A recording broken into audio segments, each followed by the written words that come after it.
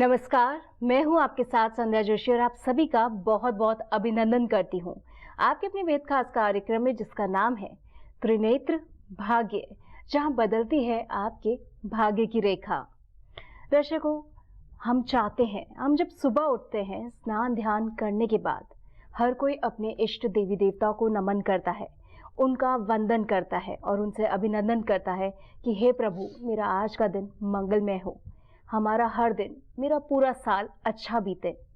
लेकिन सब ये जानना चाहते हैं कि मंदिर की स्थापना कौन सी दिशा पर होनी चाहिए, किस जगह पर अपने देवी देवता को रखना चाहिए, कैसे करें हम उनका पूजन अर्चन व वंदन। ये सभी कुछ हम जानेंगे आज के इस बेहद ही खास कार्यक्रम में, और यही सब बताने के लिए मेरे साथ मौजूद है विश्वविख्यात ज्योतिषाचार्य जो कि है पुष्पेंद्र शास्त्री जी। तो बिना देर करे उनका अभिनंदन करते हैं, वंदन करते हैं। बहुत बहुत स्वागत है आचार्य जी। राधे राधे जी। राधे राधे। तो कार्यक्रम की शुरुआत हो उससे पहले क्यों ना मंत्र उच्चारण के साथ शुभारंभ करें। पहले देवी देवताओं को नमन करते हैं, प्रभु को याद करते हैं और उसके साथ आज के कार्यक्रम का शुभारंभ करते हैं। जी आचार्य जी। एकम नित्यम विमलमचलम सर्वधि साक्षी भूतम भावातीतम त्रिगुण रहितम सद्गुरुं तम नमामि। नित्यं शुद्धं निराभासं निराकारं निरंजनं नित्यबोधं चिदानन्दं गृह्णायां परमेश्वरी। वेद शास्त्र पुराणानि चेतिहासादिकानि च मंत्र यंत्रादि विद्याश्च स्मृतिरुच्चाण्डनादिकं यज्ञो व्रतो तपोदानं जपस्तीर्थं तथैव च गुरुतत्त्वमभिज्ञाय मुंडास्ते चरते जन। जी, तो दिन अच्छा तभी होगा जब हम अच्छे विचारों के साथ अपने दिन की शुरुआत करेंगे, तभी तो सकारात्मक विचार हमारे जहन में आएंगे, घर का वातावरण शुद्ध हो पाएगा। इस मंत्र उच्चारण का आप भी उच्चारण कर सकते हैं और फिर देखिए कि आपके घर में किस प्रकार खुशियां आ सकती हैं। अब बात करेंगे गुरुजी से, जानेंगे, क्योंकि जब हम घर खरीदते हैं तो हम चाहते हैं उसमें लक्ष्मी का वास हो, माँ के हर स्वरूप का वास हो, देवी देवताओं का वास हो, इष्ट देवी देवताओं का वास हो। पर जब हम घर में मंदिर की स्थापना करते हैं तो हमें दिशा नहीं पता होती, किस दिशा में हमें अपनी स्थापना करनी चाहिए। आज आचार्य जी से जानेंगे इसी बारे में कि किस दिशा में मंदिर की स्थापना होनी चाहिए। जी आचार्य जी। जी देखिए, हम जब भी घर का निर्माण करते हैं, घर की हम किसी भी प्रकार से नींव रखते हैं, तो नींव रखते समय जो ब्राह्मण आपको बताएं कि आपको नींव रखनी है, उस नींव में आप ये देखें कि शेष नाग का मुख किधर है, शेष नाग की पूंछ किधर है जी। अगर आप देखते हैं कि पूंछ और मुख दोनों जब आगे पीछे हो जाएं, जैसे मान लीजिए पूरब दिशा में मुंह हो रहा है और आप दक्षिण में पूंछ लगा दें या पश्चिम में पूंछ लगा दें, तो जो ईंट हम रखते हैं, 5 ईंट जो हम पूजन करते हैं, उन पूजनों को सबसे पहले हमें पृथ्वी का सोया हुआ देखना चाहिए, कहीं सो तो नहीं रही। जागी हुई पृथ्वी अगर होती है उस समय हमें नीम का खोदना चाहिए और मकान का निर्माण करना चाहिए। शेष नाग को विशेष रूप से ध्यान देकर के कार्य करना चाहिए कि इसका मुख किधर है, कौन सी दिशा में है। ये आपको कौन बताएगा? ये आपको ब्राह्मण बताएंगे। जिस भी ब्राह्मण के पास आप जाओगे वही बताएगा। दूसरी बात, जब आप अपने घर का निर्माण करते हैं तो ध्यान रखें कि ईशान कोण में आप निश्चित रूप से मंदिर का निर्माण कर सकते हैं, और ईशान कोण में जो मंदिर का आप निर्माण करते हो उसका मुख जो है वो आपका मुख पूर्व दिशा में होना चाहिए जब पूजा करें। तो इसलिए ईशान कोण में आप अपना मंदिर स्थापित कर सकते हैं। अगर वायदे कभी कभी ऐसा हो जाता है कि आप ईशान कोण में मंदिर स्थापना नहीं कर सकते क्योंकि रास्ता का समय हो जाता है या कोई ऐसी जगह वहां बनी होती है कि उस जगह आप मंदिर बना ही नहीं सकते, तो फिर आप नैऋत्य कोण में निश्चित रूपेण आप कर सकते हो, कोई दिक्कत नहीं आएगी, लेकिन बशर्ते आपका मुंह पूजा करते समय दक्षिण दिशा में ना हो। आपको मंदिर की स्थापना इस हिसाब से करनी चाहिए कि आप जब पूजा करें अपने मंदिर में, तो पूजा करते समय आपका मुंह जो है वो दक्षिण दिशा में ना हो, क्योंकि दक्षिण दिशा में जो पूजा होती है वो सिर्फ और सिर्फ पितरों की पूजा होती है। बाकी के सभी के लिए पूरब, पश्चिम, उत्तर में आप मुंह कर सकते हैं। तो आपने सुना कि दिशा का बहुत महत्व है। जब भी आप मंदिर की स्थापना करते हैं तो किस दिशा पर उसको रखना चाहिए, और ब्राह्मणों को दिखाकर जब आप घर का निर्माण करते हैं तो ये बेहद जरूरी है कि आप दिशा का ध्यान दें। इसी के साथ गुरुजी से और भी बहुत कुछ जानेंगे, लेकिन फिलहाल हमारे साथ दर्शक जुड़ चुके, आइए पहले उनसे बात करते हैं। बहुत बहुत स्वागत है आपका। नमस्कार। नमस्कार जी, अपना नाम बताएं। महादेव सिंह भोपाल से बात कर रहे हैं। महादेव सिंह भोपाल से। जी महादेव जी, किसके बारे में जानना चाहते हैं आप? मैं अपनी बेटी के बारे में बात करनी है। जी, बेटी का नाम बताएं। बेटी का नाम अर्चना। अर्चना, और उनकी उम्र? 15 मार्च 1993 का जन्म है उसका। 15 मार्च 1993। और जी समय? 3:45 शाम का। 3:47 शाम का। स्थान कहाँ का है? भोपाल का स्थान। जी जी महादेव जी, क्या जानना चाहते हैं अपनी बिटिया के बारे में? जी, पहले तो पंडित जी को चरण स्पर्श। जी राधे राधे। राधे राधे जी। पंडित जी, मैं कहना चाह रहा था कि बिटिया की ना शादी करी थी 2 साल पहले जी, तो वो शादी सक्सेस नहीं हो पाई। मतलब पता नहीं उनके क्या आपस में लड़ाई झगड़े रहे।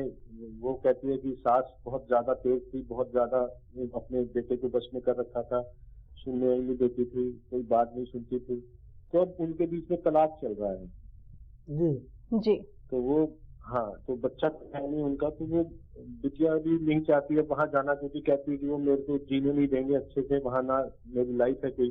तो वो भी चाहती है तलाक हो जाए। और मैं ये जानना चाह रहा था कि क्या उसका दूसरी शादी का कोई योग है या नहीं, क्योंकि मुझे पता नहीं क्या दोष है उसकी कुंडली में जो ये शादी टिक नहीं पाई उसकी। लड़का तो हमने जब कुंडली मिला करके ही दिया था, सब कुछ किया था। पंडित जी ने बताया था कि 21 गुण मिलते हैं। 21 गुण मिलते हैं, लेकिन कोई दोष नहीं बताया ना, कुछ ऐसा नहीं बताया। बस उन्होंने कहा था कि ये चीज है और कर दीजिए शादी, तो ठीक है, लेकिन अब पता नहीं क्या वजह है, क्यों नहीं कामयाब हो रहा। देखिए ऐसा होता है, आपकी बेटी की जन्म कुंडली हमारे सामने है। अगर हम बेटी का जन्म कुंडली देखते हैं तो इसमें ऐसे दोष जो विवाह के लिए वर्जित हैं, सिर्फ एक शनि और मंगल दोनों ग्रह दिखाई दे रहे हैं। बाकी का अगर उस लड़के का डेट ऑफ बर्थ वगैरह उनके सामने अगर मिलाया जाता है तो कोई दोष बनता हो, उसको हम देख सकते हैं। दूसरी बात, हम लोग शादी आप लोगों ने की, बड़ी धूमधाम से की। ये दुख की बात है कि वो शादी सफल नहीं हुई। अब आप देखिए, चिंता ना करें। आप क्या चाहते हैं? आपकी बेटी का उनसे तलाक हो जाए? जी, बिटिया यही चाहती है कि नहीं रहना चाहती उनके साथ, कि वहां पर बहुत ज्यादा लड़ाई झगड़े होते हैं, पति बात ही नहीं सुनता। तो कहते जब बात ही नहीं सुनता तो फिर मैं कैसे जीवन उसके साथ बिताऊंगी, कुछ यही नहीं समझ आ रहा उसे। जी देखिए, ऐसा होता है कि किसी भी अपने संबंध को बिगाड़ने में बहुत कष्ट होता है। बिगड़ तो जल्दी से जाता है, लेकिन कष्ट उठाना ही होता है। जी। अगर आप चाहें कि आपकी बेटी उसी घर में जहाँ पहले विवाह हुआ था उसी घर में रहे, तो आप चाह सकते हैं। ये भी हो सकता है कि वो जा सकती हैं, लेकिन अगर वो नहीं चाहती कि मैं उस घर में जाऊं या उनको कोई कमी उसमें दिखाई दी हो, तो इसके लिए आपकी बेटी की कुंडली में पुनर्विवाह का योग बनता है। अच्छा जी। जी, आप पुनर्विवाह कर सकते हैं, लेकिन इसके लिए आप उपाय अवश्य करा लें। शनि और मंगल दोनों ग्रहों का मंत्र जप अवश्य आप करा लें, या फिर आप हमारे संस्थान में इसकी पूजा करा करके सिद्धित सामग्री विवाह से पहले, जब आप विवाह करो उससे पहले आप हमारे संस्थान से मंगा सकते हैं। उसको आप उपयोग में लीजिएगा। देखिए, कुंडली में कभी कभी क्या होता है कि कोई भी दोष न होने के कारण भी विवाह में अड़चनें आ जाती हैं। वो अड़चन क्या है? हम लोग विवाह करते हैं, धूमधाम से करते हैं, पूरा पैसा लगाते हैं, लेकिन भूल जाते हैं कि ब्राह्मणों ने हमें कुछ बताया है और उस चीज को आप लोग नहीं मानते। और आप तो मानते भी हैं, लेकिन युवा पीढ़ी जो आज की पीढ़ी है वो तो बिल्कुल नहीं मानती। सुन पा रहे हो? जी जी बिल्कुल बिल्कुल। तो युवा पीढ़ी क्यों नहीं मानती? उनको मानना चाहिए। देखिए क्या होता है, विवाह का लग्न जब आपको बता दिया गया और उस विवाह में, उस लगन में फेरे हैं आपके 11 बजे से लेके 11:30 से लेके या 12 से लेके, जब भी जो भी लगन का समय है, और उस लगन में आप फेरे नहीं कराते, और जिस लगन, जो लगन फेरों की नहीं है, उस लगन में आप फेरे करा रहे हो, तो उसका दोष किसको लगेगा? उसका दोष आपको लगेगा, आपकी जोड़ी को लगेगा, जो वर वधू उस फेरे में बैठे हुए हैं, मंडप में बैठे हुए हैं, उनको लगेगा। तो बहुत से लोग कहते हैं, जैसे अभी आपने भी कहा था कि हमारे बच्चों की कुंडली में कोई दोष ऐसा नहीं था, फिर भी हो सकता है कि आपने जो लगन में फेरे पड़ने थे उसमें नहीं पढ़ाए हों। आपको आपके ब्राह्मण ने फेरों की लगन बतलाई थी? ना, ऐसा तो कुछ भी नहीं हुआ जी। नहीं बताया। नहीं। देखिए ये ब्राह्मणों की गलती है, उन्हें बता देना चाहिए था। जब लगन पत्रिका आपके यहाँ लिखी गई होगी, उस समय लगन पत्रिका में एक कुंडली बनी आती है, उसमें फेरों की ही लगन भरी जाती है, उसमें समय भी लिखा जाता है, और आपको हो सकता है याद ना हो, या उन्होंने बताया हो, आपने कुछ और समझा हो, ऐसा हो सकता है। लेकिन हो सकता है जी देखिए, लगन में लिखा जाता है, स्पष्ट रूप से लिखा जाता है इस चीज को कि आपके फेरों का समय इतना है, लेकिन कोई बोल देता है, कोई नहीं बोलता, सिर्फ लगन बोल के आगे बढ़ जाता है। अब आपकी बेटी का पुनर्विवाह का योग तो बन जाएगा, लेकिन आप ये पूजा अवश्य करा लें, और भविष्य में जब भी आप विवाह करें जी तो इन चीजों का विशेष ध्यान दें, और हमारे संस्थान का नंबर आप नोट कर लें। उसकी जानकारी के लिए आप हमारे यहाँ फोन कर सकते हैं, प्रत्येक बात आप जान सकते हैं। हमारे संस्थान में आप ये पूजा करा सकते हैं, और किसी भी प्रकार से अगर कोई दुख आपकी बेटी के जीवन में अब भी आए, तो आप हमारे संस्थान के द्वारा उसका उपाय निश्चित रूप से करा सकते हैं। जी आपसे मुलाकात हो सकती है पंडित जी? जी बिल्कुल, अगर आप हमारे यहाँ आना चाहते हैं तो आप शनिवार मंगलवार आप आ सकते हैं। अगर आप किसी भी कारण शनि मंगल नहीं आ सकते, बीच में आप रविवार को आ सकते हैं, या किसी और वार में आप आना चाहते हैं, वो भी 1-2 व्यक्ति। लेकिन हमारा जो मिलने का समय वो शनिवार और मंगलवार ही है, लेकिन इमरजेंसी किसी के साथ है तो वो आ सकता है, हमसे मिल सकता है। इसमें किसी भी प्रकार की कोई परेशानी आपको नहीं होनी चाहिए। आप सीधे संपर्क कर सकते हैं, हमसे मिलकर बातें कर सकते हैं, अपनी समस्याओं का समाधान आप ढूंढ सकते हैं। जी बहुत अच्छा महाराज जी, जी। राधे राधे। जी, राधे राधे। इसी के साथ अगर आपके जहन में भी कोई सवाल है, अगर आपको लगता है कि कोई परेशानी आ रही है, जैसे अभी महादेव जी ने बताया कि उनकी बेटिया की शादी में जो है विलंब हुआ, जिस तरीके से शादी हुई और उसके बाद वो शादी नहीं रह पाई, अधूरी हो गई, तो ऐसी किसी तरीके की परेशानी अगर आपकी ज़िंदगी में भी आती है तो कुछ नहीं करना, दिए गए नंबर्स पर आपको संपर्क करना है। आप गुरुजी से बात कर सकते हैं, उनसे जुड़ सकते हैं, जान सकते हैं कि ये वजह क्यों बनती है, ये परेशानी क्यों आती है।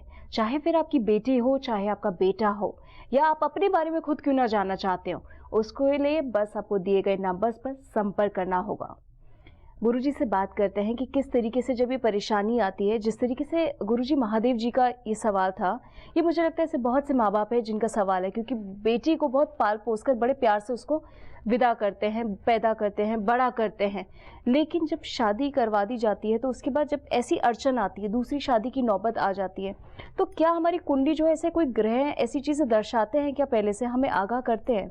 जी देखिए, कभी कभी क्या होता है कि हमारी जब कुंडली का मिलान हम लोग करते हैं, बेटी की कुंडली या बेटे की कुंडली, वर वधू की कुंडली जब दोनों मिलती हैं, तो उनमें मिलने के बाद एक दोष उत्पन्न होता है, और उस दोष को हम कहते हैं नाड़ी दोष।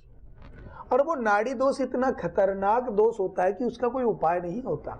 अगर कोई भी ब्राह्मण आपसे कहे कि नाड़ी दोष का उपाय हो जाता है, तो नहीं होता, ये गलत है।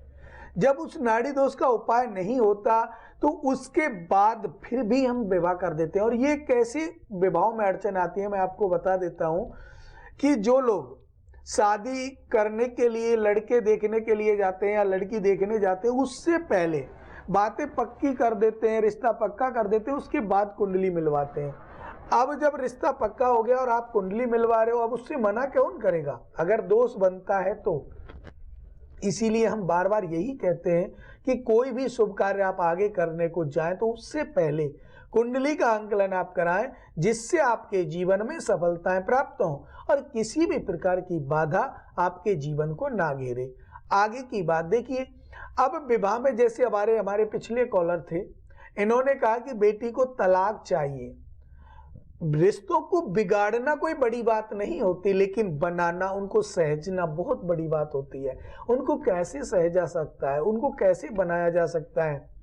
अब वो बनाने के लिए हमें करना क्या होता है, अपनी कुंडली का आंकलन कराना होता है। कुंडली का आंकलन कराने के बाद हमें देखना होता है कि हमारे जीवन में जो दुख आया है वो क्यों आया है। अब जब हमारी कुंडली मिली, उनमें दोष नहीं है, तो देखिए सबसे पहले एक बात का आप ध्यान रखिएगा, चाहे आपकी बेटी का विवाह हो या बेटे का विवाह हो, लगन का आप निश्चित रूप से ध्यान रखिएगा कि लगन आपको कौन सी में फेरे पड़ाने हैं और वो लगन कितने बजे से कितने बजे तक है। उस समय पर आप सिर्फ और सिर्फ उस फेरों की जो विधि है उसको आप शुरू करा दें। पंडित जी से कहें आप मंडप में विराजे, बेटा बेटी जो भी आपके वर वधू हैं उनको मंडप में विराजमान करें और पंडित जी पूजा स्टार्ट करा दें। वो 1.5 घंटे का समय होता है एक लगन का, उस लगन में आप पूजा करें तो आपके जीवन में प्रत्येक सुविधा सुख आपके जीवन में आ सकते हैं, कोई भी बाधा आपके जीवन में नहीं रहेगी। और देखिए, ब्राह्मणों के द्वारा बताए हुए प्रत्येक बात पर आप विश्वास किया करें। जो युवा पीढ़ी आजकल विश्वास नहीं करती या बुजुर्ग भी आजकल विश्वास जो नहीं करते, उनसे मेरा विशेष है कि आप उनकी बात पर विश्वास करें। कभी ये ना समझें कि ब्राह्मण है ऐसे ही बोलते हैं। गौ और ब्राह्मण की जिस घर में सेवा होती है, जिस घर में इनका आदर होता है, उस घर में कई प्रकार के दोष मिट जाते हैं। तो हमको और आपको क्या चाहिए, हमें और आपको चाहिए हमारा जीवन सुखी रहे, हमारे जीवन में खिन्नता ना हो, मधुरता बढ़े, परिवार अच्छा बने। और जिस घर में भाई भाई में कभी झगड़ा होता है और भाई भाई एक दूसरे से नहीं बोलता है, वो कौन सा सुख है, उस सुख को आप कैसे कह सकते हो। और उस सुख में आप अपने जीवन को अच्छा बनाएं, कभी भाइयों से ना लड़ें। भाई से लड़ने की वजह जो है उसको खत्म करें कि हम इस वजह से भाई से लड़ रहे हैं, तो उस वजह को खत्म करें, प्यार से करें। आप अलग अलग रहते हो, प्रॉपर्टी का आपको मसला है, तो आप उसे प्रेम से शांति से संतुष्ट होकर के, संतोषी सदा सुखी, अगर आपके मन में संतोष है आप सदा सुखी रहेंगे। अगर आपके जीवन में किसी भी प्रकार की बाधा आपको दिखाई दे रही है, वो अपने सगे संबंधियों से, तो उस बाधा का नाश करो, सगे संबंधियों का नहीं। अगर हमें कोई चीज ऐसी है जो अड़चन दे रही है, अपने भाई भाई के प्रेम में अड़चन ला रही है, तो उस वस्तु का नाश करो, उस वस्तु को प्रेम से समझो, ये क्या है, इसको करने से क्या फल हमें प्राप्त होगा। अपनी कुंडली का आंकलन करें और अपने जीवन को विशेष रूप से सफलता की तरफ लेकर के अपने जीवन को सफल बनाएं। इसी के साथ हमारे साथ दर्शक जुड़ चुके हैं, आइए उनसे बात करते हैं। बहुत बहुत स्वागत है आपका। राधे राधे। राधे राधे जी, अपना नाम बताएं। मेरा नाम आरती है जी। आरती जी, दिल्ली से बात कर रही हूँ। मुझे अपने भाई के बारे में पूछना है। जी आरती जी, अपने भाई का नाम बताएं। मेरे भाई का नाम ना संचित है। संचित। और हाँ, उनका डेट ऑफ बर्थ जो है वो 2 फरवरी 1998 का है। 2 फरवरी 1998। हाँ जी। और समय? दिल्ली का ही है उनका जन्म। हाँ, समय जो है वो 6:15 का है, सुबह का 6:15 सुबह का। जी आरती जी, क्या जानना चाहती हैं आप आचार्य जी से अपने भाई के बारे में? ये पूछना था कि जो मेरा भाई है ना महाराज जी, वो बिल्कुल भी बात नहीं सुनता है, मतलब मेरी भी नहीं सुनता, मम्मी पापा की भी नहीं सुनता है बिल्कुल भी, और बहुत ज्यादा झगड़ा भी करता है, मतलब एग्रेसिव होता जा रहा है वो धीरे धीरे। बहुत ज्यादा टाइम वो अपने दोस्तों के साथ रहेगा, घर पे आएगा तो फोन पे भी दोस्तों से बातें करेगा, रात में भी लेट आता है वो घर पे, और अगर उसको कुछ बोलते हैं तो फिर वो एक गुस्से में या फिर अजीब तरीके से बात करके फिर वो अपने कमरे में चला जाता है। जी, एग्रेसिव हो गया, चिड़चिड़ापन आ गया है और सुनता नहीं किसी की। होती। हाँ जी जी आचार्य जी। जी देखिए, आपने जो समस्या हमें बताई है वो बहुत अच्छी बात है कि आपने अपने भाई को लेकर के हमसे बातें की। और आपके भाई की जो कुंडली आपने दी है उस हिसाब से अगर हम देखते हैं तो आपके भाई का जो गुरु है वो नीच का है। जी सुन पा रहे हो? जी महाराज जी, मैं आपकी बात सुन पा रही जी, हूँ। जो गुरु है वो आपकी कुंडली में नीच का विराजमान है और शत्रु के घर में बैठा हुआ है।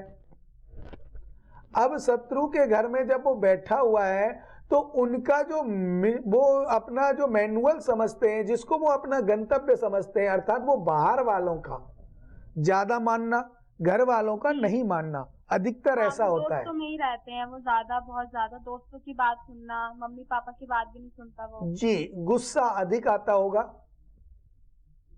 हाँ, मेरे से भी बहुत ज्यादा झगड़ा भी करते हैं। कोई चीज अगर उन्हें बताओ भी कि ये चीज सही है, ये चीज गलत है, तो वो भी नहीं सुननी है, अपनी जी। चीजें करनी है सारी। जी देखिए, ऐसा है, सभी बातों का एक ही निचोड़ आता है कि जिस सानिध्य में आपका भाई इस समय संगति के अनुसार पड़ा हुआ है और जो ग्रहों का गोचर हमें दिखाई दे रहा है, उन ग्रहों को वो आप शांत कराएं। और देखिए, इनके किसी भी सानिध्य के द्वारा इन पर अगर ऐसा ये नहीं अब हुआ, ये उपाय आपने नहीं किया, आप हमारे संस्थान में कॉल करके गुरु की शांति कराएं। और जो सिद्धित सामग्री हमारे संस्थान से आपके घर तक भेजी जाती है, उस सामग्री को, उसमें जैसे मान लीजिए एक धागा हमारा संस्थान भेजता है आपको, तो उसे अपने भाई की कलाई में बांध दें। अगर वो नहीं बांधे, अगर कलाई को ना बांधे, तो उसको आप उनकी तकिया में रख दें और उससे भी आपको बहुत असर प्राप्त होगा।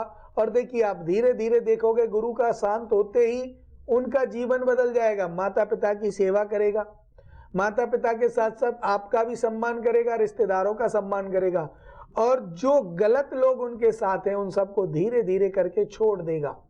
उनका जीवन विशेष रूप से सफल होगा और आपका निश्चित रूप से उनका होगा तो आपका होगा ही, लेकिन उपाय आपको निश्चित कराने होंगे।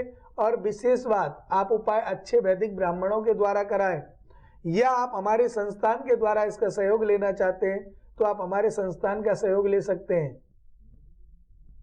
जी महाराज जी, बिल्कुल, मैं बिल्कुल बात करूंगी, क्योंकि मैं चाहती हूँ कि वो सही हो जाए, बात सुने, चीजें समझे। जी देखिए, आप अगर दिल्ली में रहते हैं तो आप दिल्ली से हमारे संस्थान में आए। देखिए, आप जहां भी रहते हैं, आप अगर सूटेबल है, आप आ सकते हैं तो आप हमारे संस्थान में आइएगा, जिससे हम बैठ कर के आपके आमने सामने बातें होती हैं। उनके द्वारा हमें लगता है कि आपको जो कष्ट है, फोन पे, टीवी के माध्यम से हम लोग प्रत्येक बात नहीं कर पाते, समय का अभाव होता है। हर प्रत्येक कॉलर को लेने के लिए भी नहीं लिया जा सकता, क्योंकि कितने कॉलर से जुड़े हुए हैं, किसको लिया जाता है, फिर हमें आपको बताना भी, आपके उपाय भी बताने होते हैं, तो कॉलर को रोक के रखा जाता है। इतने में समय पूरा हो जाता है, समय के अभाव के कारण हम लोग आपसे नहीं मिल पाते, और इसलिए हम आपसे कहते हैं कि आप हमारे संस्थान में आइएगा। वहाँ बैठ कर के संपूर्ण रूप से आप जब तक संतुष्ट ना हो, हर चीज आपको बताई जाएगी, आपका प्रत्येक कष्ट सुना जाता है। ग्रह नक्षत्र जो भी योग करण आपकी कुंडली में गलत स्थिति में बैठे हुए होते हैं, उनको शुद्ध किया जाता है, शांत किया जाता है, और आपका जीवन सफल बन जाता है। इसलिए आप हमारे संस्थान में एक बार अवश्य पूजा कराएं। और आप आरती जी अगर सुन रही हैं तो हम अपने भाई के, सुन पा रहे हो ना? जी महाराज जी। जी, अपने भाई के लिए आप ये पूजा निश्चित रूप से हमारे संस्थान में कराएं, जिससे आपका जीवन सफल हो। जी महाराज जी, बिल्कुल, हम संस्थान में ही आने की कोशिश करेंगे। मम्मी पापा को मैं बोलूंगी कि वो संस्थान में ही आए। जी, राधे राधे। जो है वो जल्दी से सही हो जाए। जी, राधे राधे। जी, तो राधे राधे। उम्मीद करते हैं आचार्य जी ने जो बात कही है वो आपने समझी होगी, क्योंकि बहुत सोच समझकर वो कोई बात बताते हैं, कोई उपाय बताते हैं, जिससे आप आ रही परेशानियों से निवारण पा सकें, निजात पा सकें। क्योंकि क्या होता है, अक्सर बहुत सारी चीज़ें होती हैं लेकिन हम उन पर ध्यान नहीं दे पाते। कई बार ऐसा होता है कि हम एक रिश्ता तो निभाने चलते हैं, आगे बढ़ते हैं, जन्मांतर तक की बातें चली जाती हैं कि हम साथ फेरे लेंगे, लेकिन वो रिश्ता नहीं बन पाता, वो अधूरा रह जाता है। तो उसके पीछे वो बाधाएं कौन सी हैं? घर में चंचलता होना, एग्रेशन आना और बार बार अनेकों विचार आना, तो ये वजह क्या है? इन सब, अगर ये सारी चीज़ें अगर आपके साथ भी हो रही हैं तो आपको कुछ और नहीं करना है, बस दिए गए नंबर्स पर संपर्क करना है। आचार्य जी से आप जुड़ सकते हैं जान सकते हैं कि ऐसा वो क्यों हो रहा है, ये परेशानी क्यों आपकी ज़िंदगी में आ रही है और ये बार बार आपको क्यों परेशान कर रही है। अगर ऐसा कुछ आपके साथ भी हो रहा है तो कुछ और नहीं करना है, दिए गए नंबर्स पर आप संपर्क करें, हमसे जुड़िए, आचार्य जी से जुड़िए, वैदिक ब्राह्मणों द्वारा आपको बताएंगे। अगर आपको आचार्य जी से ही संपर्क करना है तो उसके लिए आपको अपॉइंटमेंट फिक्स करनी होगी। अब बात करते हैं उन लोगों के लिए जो चाहते हैं आगे बढ़ना, कुछ करना चाहते हैं, उन लोगों के लिए क्या संदेश होगा, कैसे वो आगे बढ़ सकते हैं, और कोई मन में विचार आ रहे हैं तो उन्हें कैसे दूर कर सकते हैं, ये जानेंगे आचार्य जी से। जी आचार्य जी। जी देखिए, ऐसा होता है, जिस व्यक्ति को ये जानना है कि हमारा जीवन सफल हो, हमारे माता पिता का जीवन सफल हो और घर में कोई कुरीति ना आए, तो आप गांठ बांध लीजिए 3 उपाय प्रत्येक व्यक्ति कर सकता है। जो भी दर्शक हमें देख पा रहे हैं वो कर सकते हैं। ये 3 उपाय आप सब लोग जानते हैं उपायों को, लेकिन कर नहीं पाते। पहला उपाय, सुबह उठे, माँ पृथ्वी को आप प्रणाम करें, उनका चरण स्पर्श करें। उसके बाद अपने माता पिता को चरण स्पर्श करें। अगर माता पिता नहीं हैं, अपने बड़े भाई स्वरूप हैं, तो उनको प्रणाम करें। उसके अलावा आप गौ और ब्राह्मणों की सेवा करें, जितना आपसे सामर्थ्य हो, सामर्थ्यवान बने। और गौ ब्राह्मण की जब आप सेवा करते हैं तो आपके जो जन्म के पाप हैं वो नष्ट होने लग जाते हैं। और सबसे बड़ी बात, अपने जीवन को सफल बनाने के लिए जो युवा पीढ़ी कोशिश करती है, मेहनत करती है, पढ़ती है, लेकिन माता पिता की सेवा नहीं करती, माता पिता का कोई भी बात अगर माता पिता बोल दें उसे इग्नोर कर जाते हैं, भाग जाते हैं, कोई और काम में लग जाते हैं, और ब्राह्मणों पे विश्वास नहीं करते, ज्योतिष पर विश्वास नहीं करते, उनका जो जीवन है वो निरर्थक हो जाता है। अर्थात उन्हें समस्याओं का सामना करना पड़ता है और उनकी जो समस्याएं हैं। इसीलिए हमारा विशेष रूप से एक ही उपाय है कि आप सबसे पहले अपने माता पिता की सेवा करें। मैं ये नहीं कहता कि आप अपने कर्म को ना करें, कर्म कीजिएगा, क्योंकि कर्म ही है। गोस्वामी तुलसीदास जी ने लिखा था कि कर्म प्रधान विश्व रच राखा।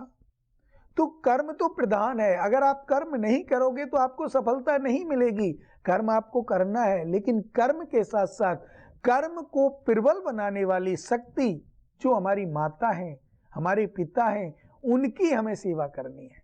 उनकी सेवा करने के साथ साथ हमें अपने जीवन में ये भी देखना है कि हमको क्या चाहिए, हमारे जीवन की प्राप्ति क्या है। उस ओर अगर हम बढ़ें तो उसमें आपको 2 चीज आती हैं आगे, एक तो गौ आती है, एक ब्राह्मण आता है। क्योंकि ब्राह्मण किस लिए आता है?